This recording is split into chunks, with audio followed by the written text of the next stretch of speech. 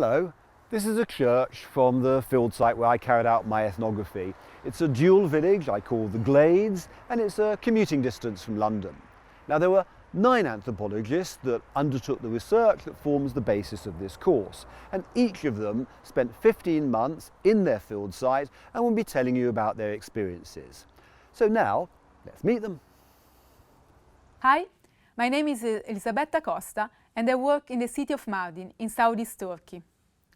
This was quite a difficult field site, since although it's located in Turkey, most of the population is either Arab or Kurdish, Christian or Muslim.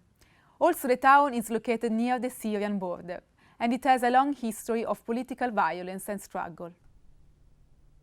Hi there, my name is Synanon, and it's quite different in my field site, a place that I've called El Mirador on the island of Trinidad, which is in the Caribbean.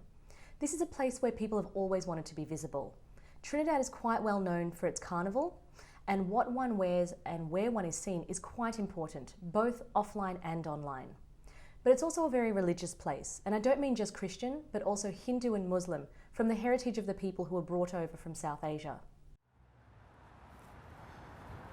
Hello, my name is Juliano Speyer, and my field site had about 15,000 people, and it's located in the northeast of Brazil, in a state called Bahia.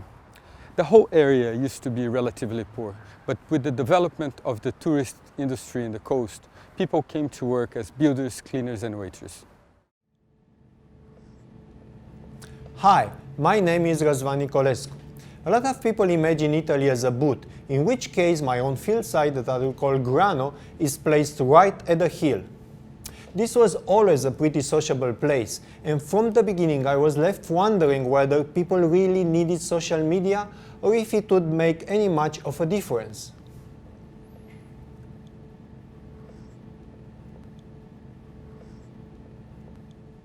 Hello, my name is Sridhar Venkatra, and my field site is located in the south of India. I call my field site as Panchagrami.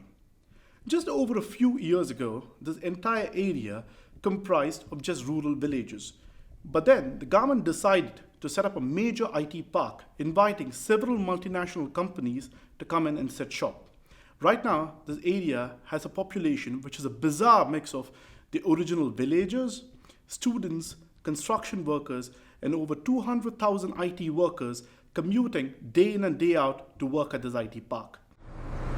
I'm Nell Haynes, and this is my field site of Alto Hospicio, in the middle of the world's driest desert in northern Chile, near the border of Peru and Bolivia.